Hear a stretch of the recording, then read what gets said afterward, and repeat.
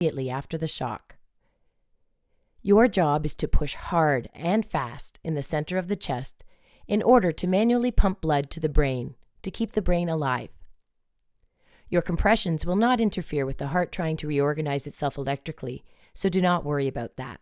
CPR significantly increases the victim's chance of survival.